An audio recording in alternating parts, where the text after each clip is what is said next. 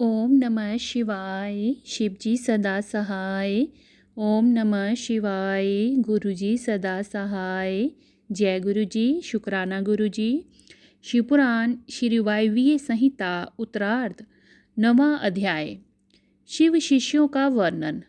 श्री कृष्ण बोले, हे मुनिवर, मैंने सुना है कि देवादिदेव परमेश्वर शिव हर युग में लोक कल्याण के लिए अवतार लेते हैं। इन अवतारों में उन्होंने किसे अपना शिष्य बनाया है, उनके विषय में बताइए।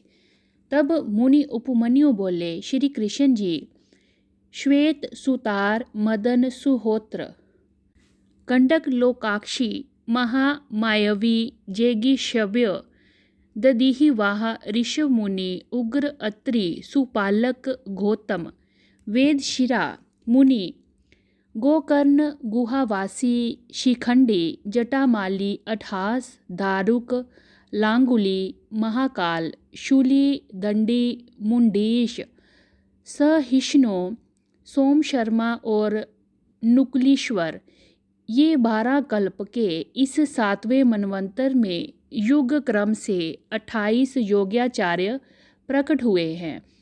इनमें से प्रत्येक के शांत चित्त वाले 4 शिष्य हुए हैं, जो श्वेत से लेकर ऋष्य पर्यंत बताए गए हैं। मैं उनका क्रमशः वर्णन करता हूँ, सुनो।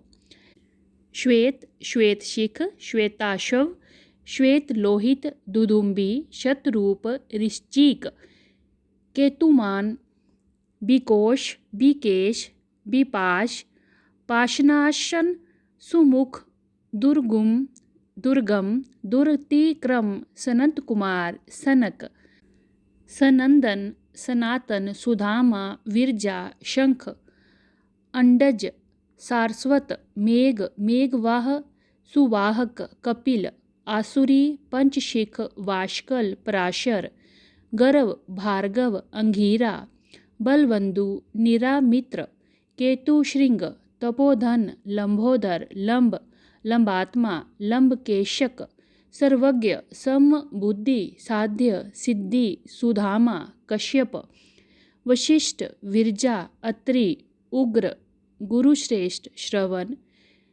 श्रविष्टक, कुनी, कुनवाहु, कुशरीर, के नेत्रक, काश्यप, उष्णा, च्यवन, बृहस्पति, उत्सय, वामदेव, महाकाल, महानील, वाजश्रवा, सुवीर, श्यावक, यतीश्वर, हिरण्यनाभ, कौशल्य, लोकाक्षी, कुथुमी, सुमंतु, जेमिनी, कुबंध, कुशकंधर, पलक्ष, धारभैनी, कोतुमान, गौतम, भल्लवी, मधुपिंग, श्वेतकेतु, उशिज, बृहदशव, देवल, कवि, शालिहोत्र, सुवेश, युवनाशव, शरदृषु, शगल, कुंभकर्ण, कुंभ प्रबाहुक, उलूक, विद्युत, शंभूक, आशवलायन, अश्वपाद, कनाद, उलूक, वत्स, कुशिक, गर्ग, मित्रक और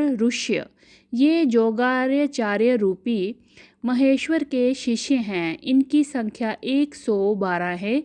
ये सब के सब सिद्ध पाशुपात हैं। इनका शरीर भस्म से विभूषित रहता है।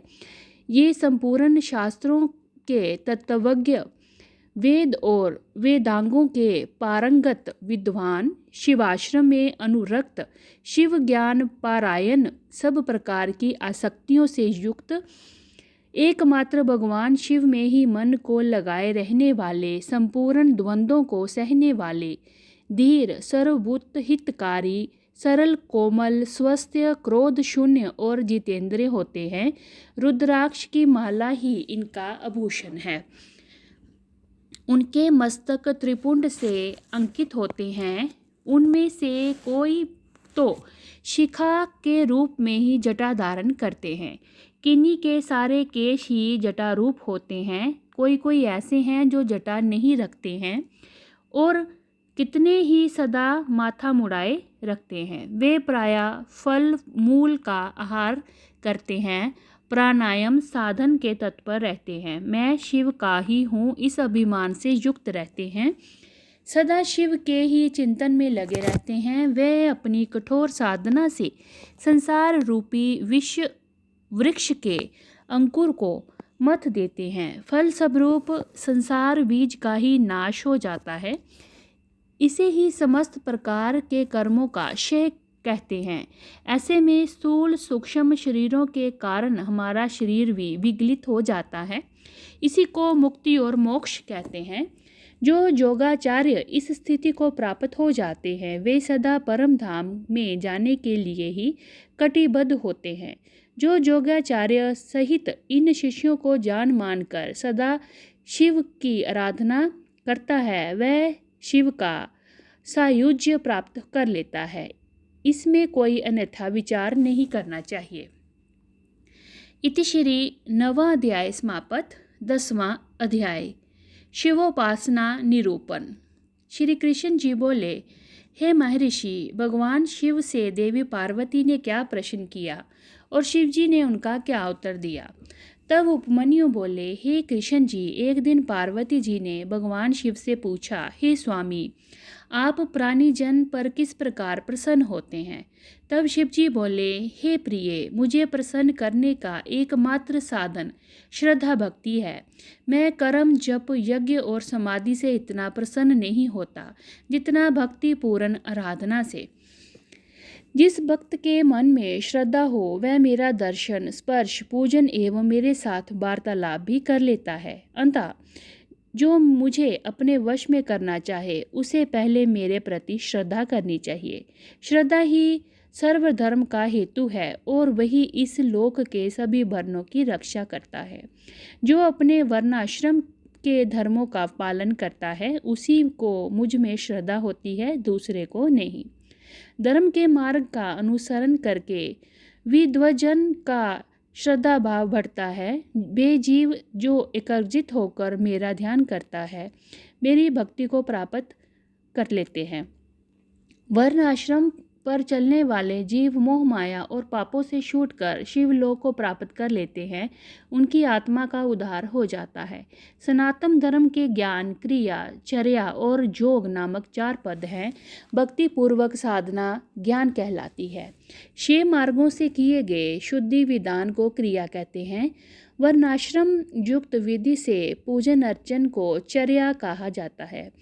मेरी भक्ति में अपने हृदय को लगाकर अन्य वृत्तियों का निरोध करना योग कहलाता है। निर्मल हृदय से भक्ति पूर्वक ध्यान करने से 100 अश्वमेध यज्ञ का फल मिलता है। अपनी इंद्रियों को वश में करने वाले विरक्त पुरुषों को ही ज्ञान और मुक्ति प्राप्त होती है। तप कर्म जप ध्यान और ज्ञान से मेरे भजन के 5 प्रकार हैं। पूर्व वासनावश बाह्य अथवा अभ्यंतर जिस पूजन के मन का अनुराग हो उसी में दृष्ट निष्ठा रखनी चाहिए। बाहरी शुद्धि को शुद्धि नहीं समझना चाहिए। आंतरिक शुद्धि से ही आत्मशोधन होता है। भजन बाहरा हो या आंतरिक दोनों में ही भाव होना चाहिए। प्रेम और समर्पण के बिना पूजन निरर्थक है। इति श्री 10वां अध्याय समापत। 11वां अध्याय ब्राह्मण कर्म निरूपण। त्रिलोकीनाथ परमेश्वर शिव बोले, हे देवी, 3 बार नहाना, अग्नि कर्म करना, लिंग पूजा, दान, ईश्वर भाव, दया भाव, सत्य, संतोष, आस्तिकता, अहिंसा, लज्जा, श्रद्धा, पढ़ना पढ़ाना, उपदेश, ब्रह्मचार्य, श्रवण, तप, क्षमा, शौच आदि वर्ण धर्म हैं। ब्राह्मणों के लिए क्षमा, शांति, संतोष, सत्य, असत्य, ब्रह्मचार्य, तत्व ज्ञान, वैराग्य, भस्म सेवन, सर्वसंग में निवृत्ति आदि परम आवश्यक है। ब्रह्मचारियों को रात्रि में भोजन नहीं करना चाहिए। क्षत्रियों को दान नहीं लेना चाहिए।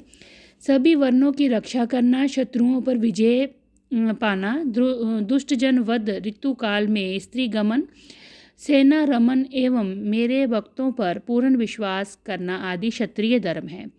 वैश्य धर्म गो रक्षा, व्यापार और खेती करना है। सभी वर्णों की सेवा करना शूद्र का धर्म है।